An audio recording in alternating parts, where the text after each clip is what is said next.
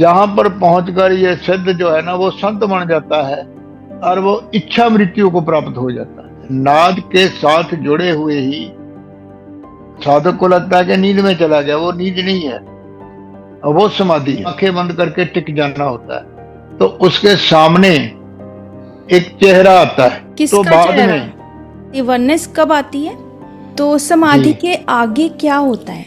अनहद नाद एक अलौकिक ध्वनि है जिसे गुरबानी में शब्द या नाम कहा है। श्री कृष्ण जिसे आकाशवाणी कहते हैं और कबीर जी जिसके लिए कहते हैं, शब्द सवन से न्यारा रे संतो, शब्द सवन से न्यारा, कोई जानेगा जाननहारा रे संतो, शब्द सवन से न्यारा।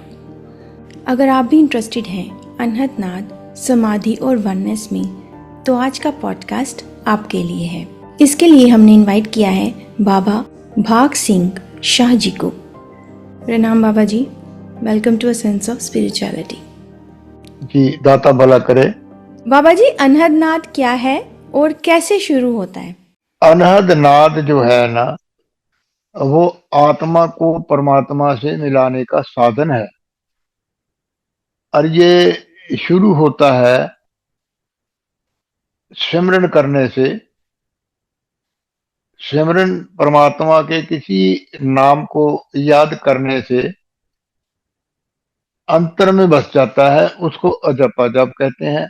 नाद और अनहद में थोड़ा सा अंतर है, और ये अंतर है कि नाद पहले भांति भांति की आवाजें आती हैं, तो फिर वो एक कांस्टेंट आवाज बन जाती है, निरंतर, जिसको शून्य का संगीत कहते हैं, जो उस वक्त पैदा हुआ था जब ये सृष्टि होंद में आई।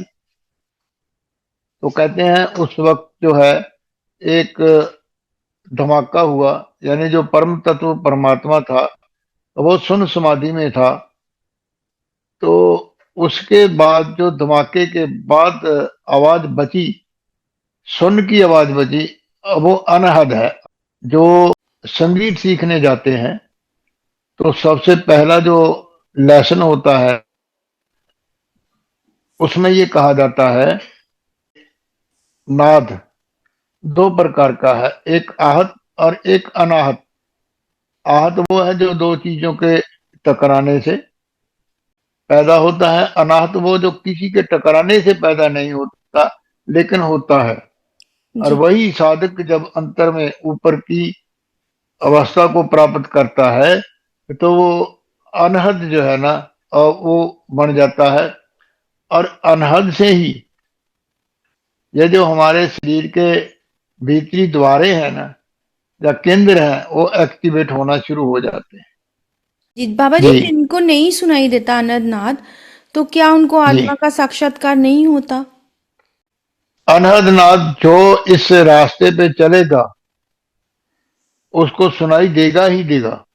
उसका सिमरन कम होगा तो थोड़ा समय ज्यादा लग सकता है, और जिसका सिमरन निरंतर हो जाएगा उसको ये नाद सुनाई देता ही देता है। नाद के बिना आत्मा परमात्मा से नहीं जुड़ती है, और ये प्रकृति का नियम है कि जिसको याद करेंगे वो भी याद करेगा। जी जी बाबा जी, जब हम अनहद नाद सुनते हैं तो क्या हम समाधि तक भी पहुंच सकते हैं? अनहद नाद सुनने का मतलब ही ये है कि संबंधन, आत्मा का परमात्मा से बंध जाना। अक्सर लोग ये कहते हैं कि ध्यान लगाओ, समाधि लगाओ, लेकिन मैं कहता हूं कि ना तो आंखों का माथे पे जोर लगाने से ध्यान लगता है, और ना ही चुप करके आंखें बंद करके बैठने से समाधि लगती है। जब अनहद नाद सुनते हैं उससे हमारी जो सुरत है, जो सुनने की शक्ति है, सुरत का मतलब है रत मैंने होता है किसी में लीन हो जाना। जी सुरत का मतलब है उस शब्द में समा जाना, उससे जुड़ जाना। सुरती का काम है सुनना। जब उसको सुनते सुनते उसमें ये समा जाती है तो इसका ये मतलब होता है कि हमारा ध्यान लग गया। और उसके लिए अक्सर मैं ये कहा करता हूं कि रात का भोजन करके थोड़ा टहलो और फिर सो जाओ। आधी रात के बाद अपने आप जो है ना वो नींद टूटती है। उस वक्त बैठो, सहज आसन में बैठो। सहज आसन के मैंने चौकड़ी मारो, जी। हाथों की उंगलियां उंगलियां में फंसाओ, गोद में रखो और थोड़ा 1 2 4 मिनट सिमरन करो। उसके बाद नाद तेजी से सुनाई देने लगता है, उसके साथ जुड़ गए तो उसमें ध्यान लग गया। यह ध्यान का लगना है। थोड़ी देर बाद ऐसे लगता है कि शरीर को थोड़ी हल्की सी थकावट हो रही है, तब लेट जाते हैं। लेट जाते हैं तो ऐसे लगता है कि नींद आ रही है। नाद के साथ जुड़े हुए ही साधक को लगता है कि नींद में चला गया। वो नींद नहीं है, वो समाधि है। सोच के ये लेटते हैं, चलो थोड़ी देर लेटते जी। हैं, जी। लेकिन होता क्या है कि दिन निकल आता है। क्यों? उस अवस्था में जुड़े हुए, ध्यान में जुड़े हुए, समाधि में गए हुए साधक को ना तो शरीर का भान होता है, ना समय का भान होता है, और ना ही स्थान विशेष का भान होता है। सब कुछ जो है उस शब्द धुन में ही समा जाता है। आत्मा का कोई एक विशेष स्थान नहीं है हमारे शरीर में कि आत्मा यहाँ पर है और यहाँ नहीं है। और जी। वो प्राण है। हमारे शरीर में प्राण शक्ति है जो सर से पांव तक सभी शरीर के सभी जो उसमें है। लेकिन व्याप जब ध्यान व्यापक है। लगता है, व्यापक है। जी। और जब ध्यान लगता है तो हमारी जो प्राण शक्ति है वो पैरों से सिमट कर हमारे सर की तरफ जाना शुरू करती है। नीचे का हिस्सा 2 1 मिनट में जो है ना वो सुन्न पड़ जाता है, और 3 4 मिनट और लगते हैं। गर्दन तक ये सारा जो हिस्सा है ये सुन्न हो जाता है। नाद सुनाई देता है, बाहर की आवाज भी हल्की हल्की सुनाई देती है, लेकिन आनंद इतना होता है कि उठने को मन नहीं करता। तो वो ध्यान का लगना है और वो समाधि है। हाँ, उसके लिए एक प्रिकॉशन है कि जैसे प्राण शक्ति को ऊपर जाने के लिए 5 7 मिनट लगते हैं, जब ध्यान से, समाधि से बाहर आना है तो वैसे ही अपनी प्राण शक्ति को नीचे लाना होता है। कि जैसे हाथों की उंगलियां हैं, थोड़ा उनको दबाया, हिलाना। खोला, जी। ऐसे मुट्ठियां भींची, जी। खोली, ताकि जो हमारी बाजू में जो है वो प्राण शक्ति जो रक्त के साथ चलती है उसका संचार हो जाए। और ऐसे ही पैरों के पंजे को हिलाना, टखने हिलाना। जी। एकदम नहीं उठ जाना, थोड़ा टाइम लेके उठना। एकदम, एकदम अगर उठेंगे तो गिरने का डर रहता है। जी। अगर गिरेंगे नहीं भी, संभल भी जाएंगे, तो सारा दिन जो है ना वो शरीर में दर्द होता रहता है। जी। क्योंकि जो ऊपर गई शक्ति उसको नीचे आने का पूरा प्रॉपर समय नहीं मिला। तो वो, जी। इसको कहते हैं अटक जाना। वो हमारी अटक जाती है प्राण शक्ति। जी। कई बार क्या होता है कि कुछ साधक दिन में भी इस क्रिया को अपनाने के लिए बैठ जाते हैं, तो अचानक कोई आया, उसने आवाज लगाई या हाथ लगाया, तो जो प्राण शक्ति ऊपर गई है उसको नीचे आने में समय लगता है। तो वो हम्म। कहते हैं जी आज तो हम गिरने लगे थे। और सहज से चलना चाहिए। और इसके लिए सबसे जरूरी है कि कोई ना कोई मार्गदर्शक यानी कि समर्थ गुरु का होना इस रास्ते में आगे बढ़ने के लिए बहुत जरूरी है। कुछ लोग मिलते हैं, कहते हैं कि बाबा जी हमने कोई गुरु धारण नहीं किया लेकिन हम सिमरन करते हैं। उनको आगे बढ़ने में, आनंद आने में समय लगता है। तो बाबा जी, आपके कहने का मतलब है कि ये यात्रा गुरु के बिना अधूरी है। अधूरी है। जी। तो बाबा जी, ये तो था समाधि क्या है। तो जी, समाधि के आगे क्या होता है, इसकी आगे की क्या यात्रा है। इसके आगे की यात्रा ये है कि हमारे शरीर में जो 10 द्वारे हैं, जो केंद्र हैं, वो एक्टिवेट होना शुरू हो जाते हैं। इनके एक्टिवेट होने की जो निशानी है, मूलाधार और स्वादिष्ठान की, जो काम वासना है ना, वो शांत हो जाती है। देखिए, पत्नी पति हैं, उनका जो नेचुरल है उसमें नहीं काम वासना गिना जाता। अदरवाइज भी जैसे कोई जा रहा है, पुरुष है, तो उसको जो स्त्री है वो माँ, बहन, बेटी नजर आएगी उसमें। ये मूलाधार और स्वादिष्टान के एक्टिवेट होने की जो है ये निशानी है। और इसके इसके खुलने पे जो मूलाधार है, तो वो साधक को लाल रंग का प्रकाश दिखाई देता है। और स्वादिष्टान के एक्टिवेट होने से ये जो है सिंदूरी रंग का प्रकाश दिखाई देता है। और इनका जो सिताना है मूलाधार का है गोदा द्वार और मूत्र द्वार के बीचों बीच में, और जो स्वादिष्टान है उसका मूत्र द्वार से थोड़ा ऊपर है। ये टेक्निक बातें हैं, क्योंकि आपके चैनल पे बहुत से ज्ञानी विद्वान लोग हैं जो इस चर्चा को सुनेंगे, तो मैं सोचता हूं कि इन सब बातों का मैं जो विचार से खुलासा करता चलूं, जी। ताकि दोबारा किसी को ये जानने के लिए प्रश्न प्रश्न न ना करने हो। पड़े। जी। हाँ, और जो मणिपुर है जिसको नाभि द्वार कहते हैं, कहने को लोग इनको चक्र कहते हैं। जी। और जब चक्र कहते हैं ना, तो उनके दिमाग में ये आ जाता है कि ये कोई चक्र है जो ऐसे गोल घूमता है। ये स्पिनिंग गोल व्हील। घूमने वाले चक्र नहीं है, ये तो केंद्र हैं, द्वारे हैं। जी। ये एक्टिवेट होते हैं, जैसे मणिपुर है। कहने को तो ये नाभि चक्र, लेकिन ये नाभि से थोड़ा हटके है। इसके एक्टिवेट होने से पहले तो जो प्रकाश है वो पीले रंग का होता है, पीतांबर। और इसके एक्टिवेट होने से डाइजेशन सिस्टम, ये डाइजेशन सिस्टम ये नहीं कि भोजन प्रणाली, जी।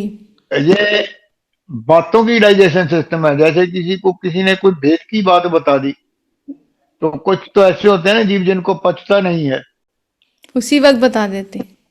उसी वो। वक्त बता दिया। और इसके अंदर के एक्टिवेट होने से किसी को भी अगर कोई भेद की बात बताई जाती है ना, तो वो भेद या राज वो उसके अंतर में ही जो है ना वो दफन हो पचा जाता लेते है, हैं। जी। पचा लेते हैं।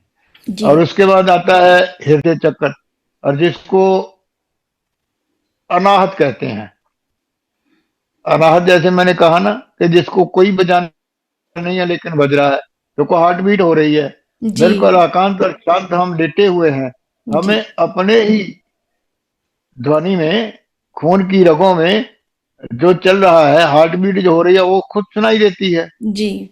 इसके एक्टिवेट होने से हरे रंग का तो प्रकाश दिखाई देता है, लेकिन उस जीव के भीतर इतनी करुणा आ जाती है कि वो किसी दुखी को देख के उसके दुख को सहार नहीं सकता। उसके मन में ये भावना हो जाती है कि जैसे भी हो, मैं इस दुखी के दुख को हर लूं, इसके दुख को दूर करूं, इसके कष्ट का निवारण करूं। जी। ये हृदय चक्र के एक्टिवेट होने पर ये निशानी बनती है। जी। और इसके बाद आता है विशुद्ध, यानी जिसको कंठ चक्र कहते हैं। और कंठ चक्र के एक्टिवेट होने से जो हल्के नीले रंग का प्रकाश नजर आता है, यहाँ पर चाहे आप सिद्धि कहिए, चाहे कृपा कहिए, कि उसको वाणी की जो है ना वो सिद्धि मिल जाती है कि जो वो कहता है जीव, वो सत्य हो वो जाता सत्य, वो सत्य हो जाता है। है। जी। और उसके वाक। बाद ऊपर इसको वाक हाँ जी, सिद्धि भी बोलते हैं, वाक वाक सिद्धि। वाक वाक सिद्धि भी मिलती है। जी। और वाक सिद्धि भी मिल जाती है। और उसके बाद है आज्ञा, जी। जहां महिलाएं बिंदी लगाती हैं उस केंद्र को आज्ञा चक्र भी कहते हैं और छठा द्वार भी कहते हैं। इसके एक्टिवेट होने से ध्यान में एकाग्रता आ जाती है। यानी, और हमने कहा है ना सबसे पहले कि ध्यान नाद को, अनहद को सुनने में लग गया। यहां मैं आपको एक और भेद की बात बताता हूं। ये जो हमारी नासिकाएं हैं, जी। ये जन्म से लेकर मृत्यु तक 2 घंटे एक नासिका से हमारे श्वास अंदर जाता है, और उसके बाद 2 घंटे दूसरी से अंदर जाता है। जी। और इसको ईड़ा पिंगला भी कहा है संतों की भाषा में।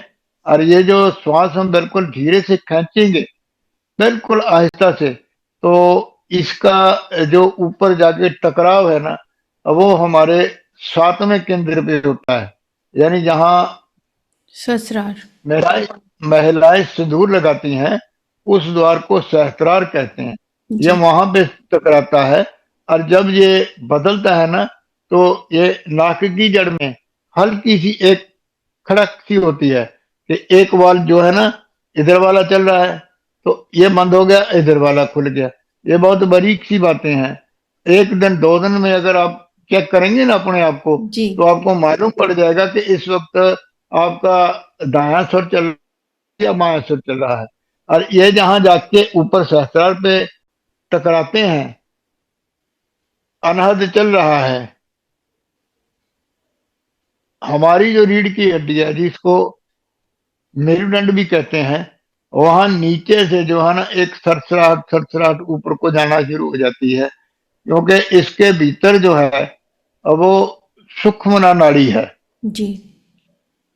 सुषुम्ना नाड़ी एक्टिवेट होना शुरू हो जाती है, ऊपर को उठती है, अनहद सुनाई दे रहा है, और सहस्त्रार में हल्का सा प्रकाश भी दिखाई दे रहा है।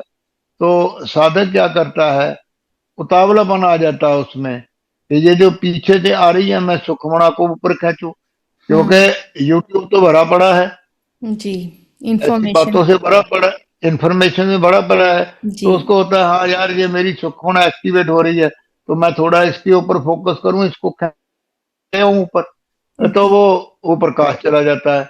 और प्रकाश को तेज करने के लिए वहां पे ध्यान करता है, तो वो सूक्ष्म नीचे चली जाती है। यानी इसके लिए ये प्रकाशन है कि जो हो रहा है उसके साधक ने साक्षी बनना होता है, कर्ता नहीं बनना होता। जी। उसका आनंद लेना है, एंजॉय करना है, उसको कर्ता नहीं बनना होता। जी। तो वो नीचे से ऊपर को चली, ऊपर के मणके पे आ गई, गर्दन के बीचों बीच आ गई पीछे। तो वहां से उसने आगे आया सहस्त्रार पे, और जिस रास्ते से होके वो आती है ना, उसको भंवर गुफा कहते हैं। जी। और कई बार उस रास्ते पे जो ये ट्रेवल करती है, तो जो शब्द है ना, अनहद जो है, वो भंवरे की गूंज की तरह भी हो जाता है। ओके। जैसे भंवरा गूंजता है ना, तो वैसे जी। भी हो जाता है। तो वो जब माथे भी आता है कि वो ऐसे लहरें सी बनती हैं, चौरस मस्तक से निकलती है, दूर जा रही है, उसके पीछे और जा रही है, और जा रही है, बढ़ती जाती हैं। अब वो उसके भीतर से सूक्ष्मता के आगे आने की जो क्रिया है ना, वो निशानी है। जैसे हम ठहरे हुए जल में कंकड़ मारते हैं, तो वो लहर निकलती है ना, जी। हाँ वो और चलती है और चलती है। ऐसे ही वो चलती है, तो वो यहाँ आगे आ जाती है। अच्छा। सूक्ष्मता आ गई, ईड़ा पिंगला आ गई। और इसको जो है ना त्रिकुटी कहते हैं। कुटी का मतलब होता है ठिकाना, तीनों के मेल का निवास है। इसके लिए जो कहा है गुरबाणी में, ईड़ा पिंगला और सुखमना, तीन बसें इक ठाई, वेणी संगम तह पिराग है, मन मजन करे तिथाई। यानी जहां दो दरिया मिलते हैं, उनको पराग कहते हैं। जहां तीन मिलते हैं, तो संगम कहते हैं। ये तीनों नदियां हैं, ईड़ा पिंगला और सुखमना, ये तीनों ताकत वाली चीजें हैं। ये यहाँ आके मिलती हैं, इसलिए इसको संगम कहा है। तो यहाँ पर आकर मन अच्छा। मजन करे तिथाई, यहाँ पे आके मन जो है ना, उसमें टिका हुआ जाता है, और वो भी आनंद में डूब जाता है। ठहर जाता मन ठहर जाता है, टिक है। जाता है। जी। तो ये जो यहाँ पर जो पॉइंट है, जी। अब यहाँ पे त्रिकुटी भी आ गई, जी। सहस्त्रार भी आ गया। सहस्त्रार का मतलब है हजारों पंखुड़ियों वाला कमल, जी। प्रकाशित होना। जी। यहाँ पे थर्ड आई भी एक्टिवेट हो गई, वो भी प्रकाश देखेगी। ईड़ा पिंगला सुक्ष्मणा ये भी आ गई, यहाँ भंवर गुफा का मुहाना भी आ गया, थर्ड आई भी आ गई। और यहाँ पे प्रकाश भी जो है ना, वो नजर आने लग गया। और यहाँ से फिर आगे की यात्रा जो है ना, वो आगे और बढ़ती है, और शुरू होती है। जी। चलना है जी। जी चलना है। तो चलना है। हाँ जी, हाँ जी। तो तो तो अब पीछे से तो आई सुषुम्ना ऊपर। जी। सुषुम्ना नाड़ी है जी। और वो पायलट है। उसके पीछे आती है कुंडलिनी शक्ति। जी। ये शांत भाव से आती हैं दोनों।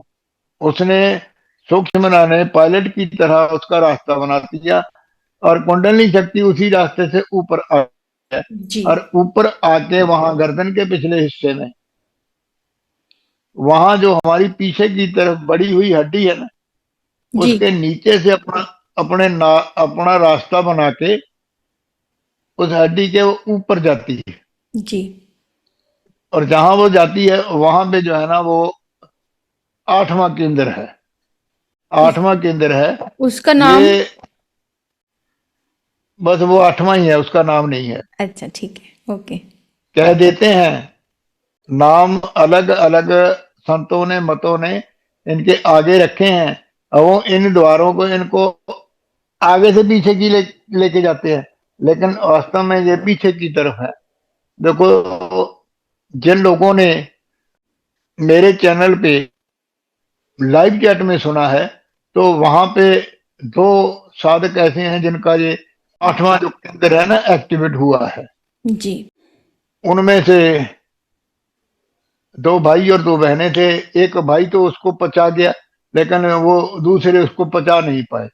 पचा इसलिए नहीं पाए कि इस द्वारे के, इस केंद्र के एक्टिवेट होने से ये जो जीव है, ये आत्मा इतना विकसित हो जाता है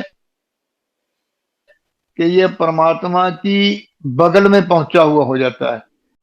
ऐसे जीव बैठा है, जी। काम कर रहा है, उसको ऐसे लगता है कि मेरे को नींद आ रही है, झपकी सी आ रही है। खुमारी। हाँ, खुमारी जैसे कहते हैं।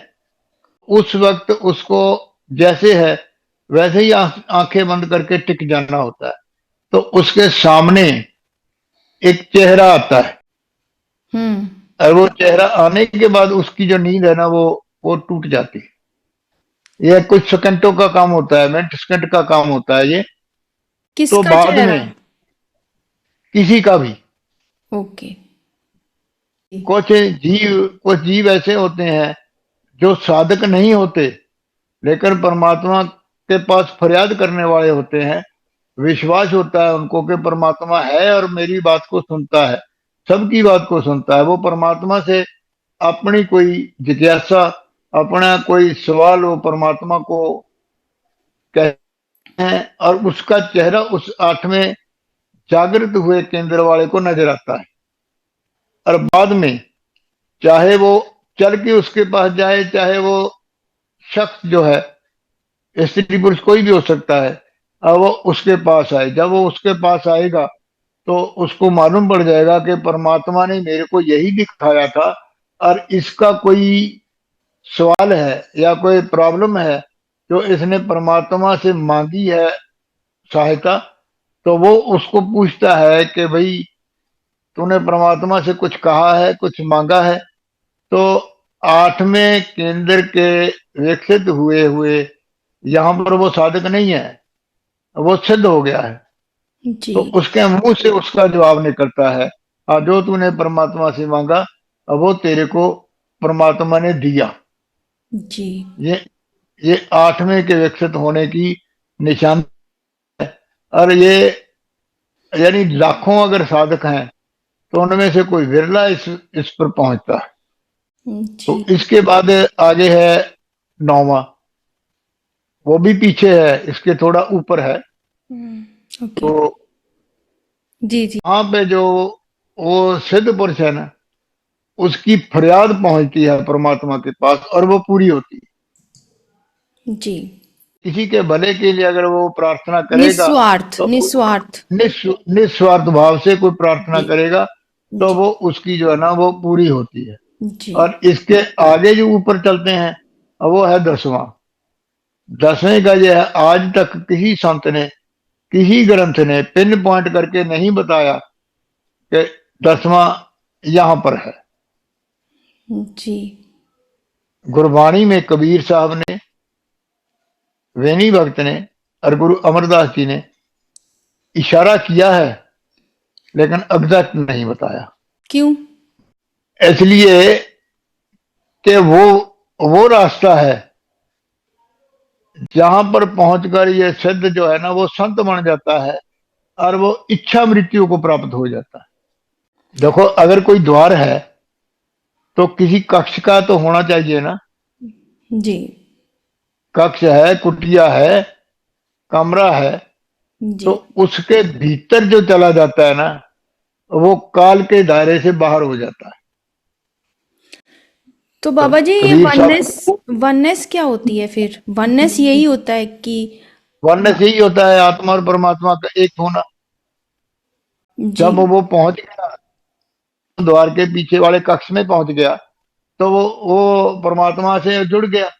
वो सबके साथ भी फिर एकाकार हो जाता है? सबके साथ एकाकार तो उसके मन की भावना जो है ना वो पहले ही हो जाती है। ओके।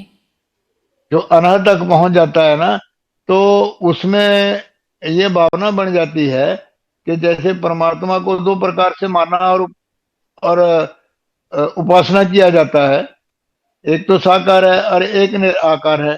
जी। निराकार तो परमात्मा प्रकाश रूप है। जी। लेकिन साकार में क्या है? इंसान में भी वही है, पशु में भी वही है, जी। पंछी में भी, और वनस्पति में जो चीज बढ़ने वाली है यानी जिसमें जान है, उसमें परमात्मा को साकार माना जाता है। वो साकार उपासना है। तो सब में जो परमात्मा को देखेगा तो उसके अंतर से तो भेदभाव खत्म हो गए ना। जी। वो एक कथा सुनाया करते हैं कि मेरे को अध्यक्ष भगत जी का नाम नहीं याद आ रहा कि अब वो भोजन बना रहे थे, रोटी पका के उन्होंने रखी, तो कुत्ता उठा के ले गया और वो घी की कटोरी लेके उसके पीछे भागे। अरे भगवान, रोटी चौपड़ तो नामदेव, लेने दो। नामदेव की शायद। नामदेव की कथा है। हाँ जी, हाँ जी। तो वो उनको पशु में, पंछी में, सब में भगवान नजर आता था। कहते घी तो लगा लो जी। कहते कहते तो घी तो लगा लो। जी, जी, जी, जी, जी। ये साकार उपासना है। ये कब आती है? वननेस कब आती है? जब अनहद के आगे जब की स्टेज। अनहद, ये अनहद में जब समा जाता है ना, अनहद में निरंतर अनहद अनहद में है, तो उसके अपना मन तो मर गया। जी, जी, जी। भेद तब तक है जब तक मन एक्टिवेट है। जी। कि कबीर साहब का एक दोहा है कि जाप मरे, अजपा मरे, अनहद भी मर जाए, जी। और सुरत समाने शब्द में को काल ना खाए। जी। जाप यानी जो किया, उसके बाद अजपा शुरू हो गया, जी। अजप्पा से अनहद शुरू हो गया। जाप भी मर गया, खत्म हो गया, जी। अजप्पा भी मर गया। और अनहद के बाद जब सुरत उसमें समा गई और दसों द्वार के पीछे वाले कक्ष पहुंच गया, तो वो काल से परे पहुंच गया। वहां पर काल जो है ना वो नहीं पहुंचता। जैसे अमृतसर में दरबार साहब के बाहर एक गुरुद्वारा है, संतोखसर। जी। वहां पर एक ऋषि जो है, जब लव कुश ने राम जी का घोड़ा रोका था ना, तो राम जी की सेना सभी जो है ना वो मूर्छित हो गई, मृत प्राण हो गई। तो उस वक्त दोबारा जो है ना वो हनुमान जी ने संजीवनी लाके उनको सुरजीत किया था। तो अमृतसर के पास में है ऋषि वाल्मीकि का आश्रम, राम तीर्थ जी। जंगल था।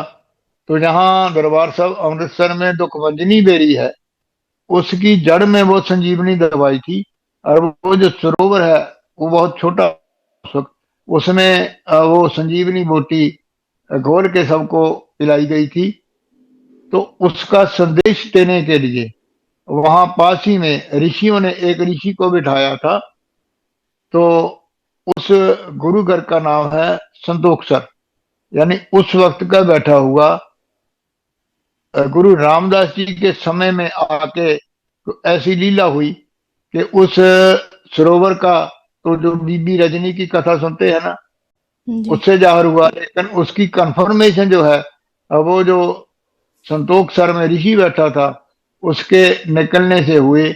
उसने ये बताया कि यहाँ से इतनी दूर इस दिशा में, यानी इतने हाथ की दूरी पर वहां पे संजीवनी है, आप उसको निकालो, वहां अमृत है। तो उसके बाद जो अमृतसर नाम रखा गया, सर मैंने सरोवर, अमृत का सरोवर, पहले इसका नाम चक रामदास।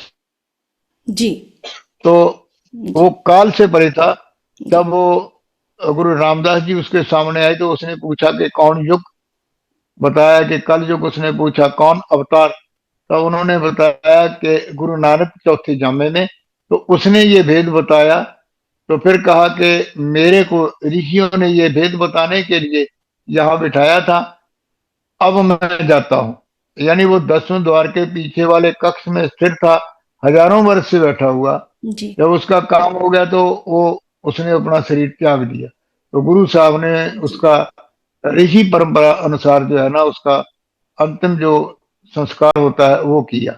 जी। तो उस कक्ष की ये महानता है। जी। तो वहां पर जो है ना, इच्छा मृत्यु से भी आगे पहुंच जाता है। बाबा जी, जो आपने हमें दिव्य ज्ञान दिया है, तो उससे हम सबका उद्धार होगा, क्योंकि कहते हैं ना कि गुरु कृपा ही केवलम शिष्यस्य परम मंगलम। प्रणाम है आपके जैसे आत्मवेताओं और ब्रह्म ज्ञानियों को, जो हंसते खेलते हमें ईश्वर प्राप्ति करा देते हैं। ये सब परमात्मा की लीला है, जो परमात्मा ने मेरे ऊपर ये कृपा की है। जो मैंने कहा है, ये सब मेरे अपने अनुभव में आई हुई बातें हैं। उन्हीं का मैंने जो है ना, आप जी के चैनल पे जिक्र किया है। मेरा चैनल है मेरे नाम से, बाग सिंह शामलोट के नाम से। जी। इसमें बहुत सारी बातें और हैं जो ब्रॉडकास्ट में नहीं आ सकी। ये रिक्वेस्ट है हमारे व्यूअर्स से कि प्लीज़ इनके चैनल को देखिए, बहुत ज्ञान, दिव्य ज्ञान की बातें हैं वहाँ पे, इनका ज्ञान आप ले सकते हैं। तो प्रणाम है जी, आपको सच्चे पातशाह, कोटि कोटि प्रणाम। जी, धन्यवाद। जी, धन्यवाद। दाता भला करे।